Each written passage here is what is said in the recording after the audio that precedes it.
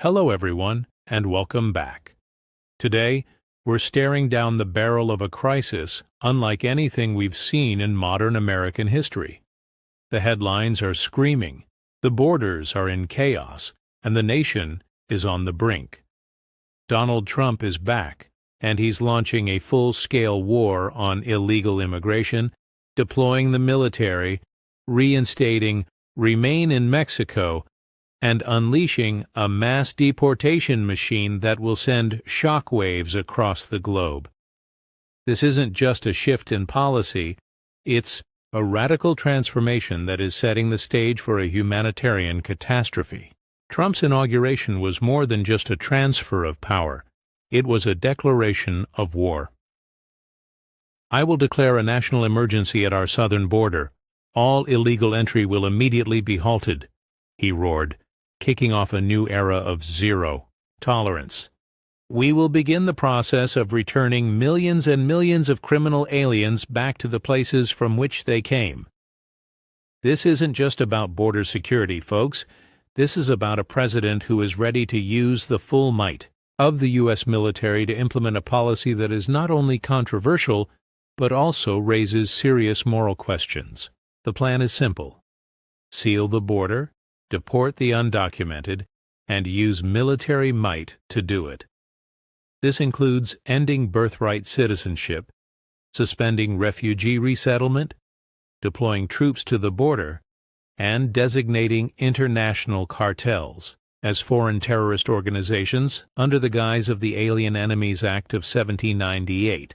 This is not about safety. It's about creating a siege mentality and putting the United States on a war footing. But the border is not just a line on a map. It's a place where human lives are caught in the crossfire. Just hours before Trump was even sworn in, a massive migrant caravan of more than 2,000 people set off from deep within southern Mexico, marching towards the U.S. border. These are men, women, and children, all hoping for a chance at a better life. But they are now facing a wall of resistance, a military force deployed under a presidential declaration of emergency. One migrant from Colombia declared defiantly that Trump can't surpass the United Nations. Understand? United as one. The audacity of it, the outright contempt for U.S. sovereignty that is on full display.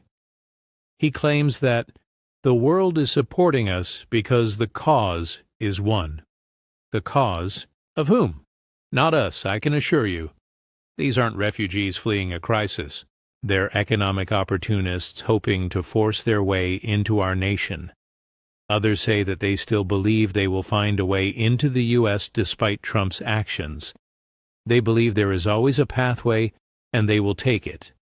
It's a stark reminder that desperation and hope continue to fuel this crisis, and that Trump's policies are being tested at every step. The scene at the border is chaos. The reinstatement of Remain in Mexico, the end of the CBP One app, and the deployment of military forces are all designed to create a human shield, with desperate people on one side and hardened border officials on the other. You have desperate migrants stranded on the Mexican side of the border while Trump continues to build his wall and mobilize the military, making it clear that this is a border war that is raging. This isn't just a federal endeavor. Trump is demanding full cooperation from states. Arizona, for instance, is considering a bill to force local law enforcement to work with ICE and to comply with detainers. But Arizona Governor Katie Hobbs is refusing to cooperate, calling the deportation plan misguided and pledging that the state will not participate in policies that terrorize our communities. It's a clear indication of the deep-seated divisions that exist over this issue and how this could explode into a national battle. This is not a debate about policy. It's about a power struggle, a fight for the very soul of our nation. Trump's decision to designate cartels as FTOs is nothing but an excuse to justify using the military to enforce his policies.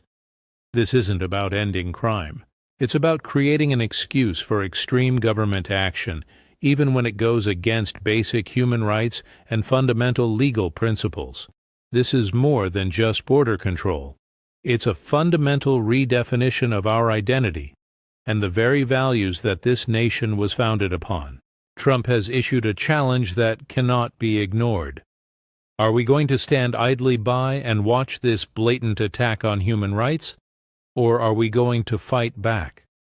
The crisis at the border is not a matter of policy. It's a matter of morality. We are staring down a future of mass deportations, human rights violations, and the complete disregard for international law. The choice we face is stark. Are we going to stand with Donald Trump as he dismantles the very fabric of human rights, or are we going to fight back to defend those who are most vulnerable? This isn't just a breaking news story. It's a pivotal moment